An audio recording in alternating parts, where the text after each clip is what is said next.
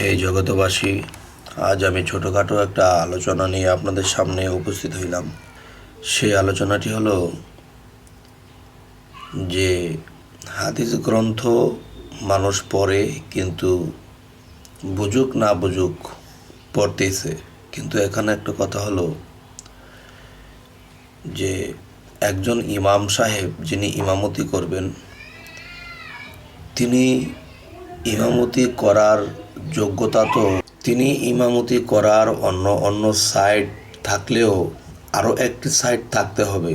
সেটি হলো তার নাফস, যে বিষয়টি যৌবন বা যে নাফসের যে শক্তি, এটা তার পূর্ণ থাকতে হবে।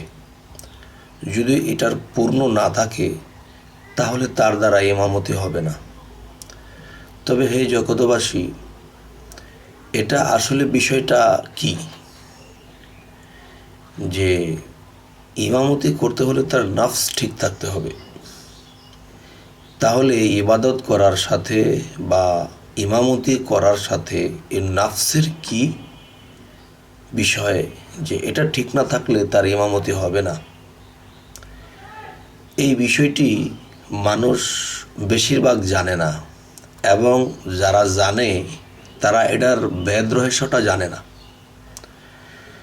তবে এই ভেদ রহস্যটা জানে, এবং তাদের কাছ থেকে আমি এই জিনিসটা আজ জানতে চাইব। যে সবসময় তো আমি কিছু জানাবার চেষ্টা করি, তবে আজকের যে বিষয়টা আমি জানতে চাইব যে ইমামতির সাথে নাফসের কি সম্পর্ক, এবং নাফস ঠিক থাকতে হবে একজন মানুষ ইমামতি করতে হলে।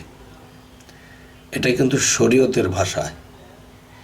মারেফত ও হাকিকতের দেশে গেলে হয়তো এটা টিকবে না, বা ওখানে এটা দরকার নেই। কিন্তু দেখা যায় যে শরীয়তের দৃষ্টিতে যে নামাজ পড়া হয়, যেমন দেখা যায় যে বড় বড় ইমাম, যেমন বাইতুল মোকাররমের ইমাম, এবং দেখা গেছে বাংলাদেশে বা বাহিরে বড় বড় জায়গার ইমাম সাহেবদেরকে দেখা যায় যে নাফস চেক করা হয়, যে তার নাফসকের যে শক্তি, সামর্থ্য বা যৌবনের যে একটা বিষয়, এটা ঠিক আছে কিনা। এটা ঠিক থাকলে তখন তার দ্বারা ইমামতি হবে। এটা ঠিক না থাকলে তার দ্বারা ইমামতি হবে না। তো এই যে বিষয়টা কতটুকু ঠিক এবং এর ভেদ রহস্য কি, অবশ্যই আমার এই চ্যানেলটির মধ্যে বহু সংখ্যক মানুষে দেখছেন, এর মধ্যে অবশ্যই কোনো জ্ঞানী লোক আছেন। তো যে দেখি কমেন্টে কি পাই, যে ইমামতির সাথে নাফসের কি সম্পর্ক।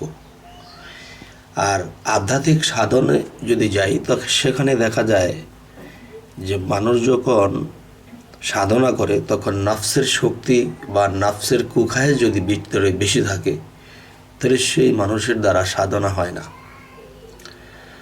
আল্লাহ প্রাপ্ত হতে পারে না।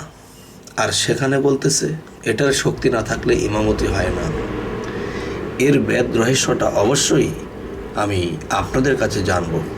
হে জগতবাসী, তো আজ এই বলেই রাখছি। সকলেই ভালো থাকবেন। আল্লাহ হাফিজ।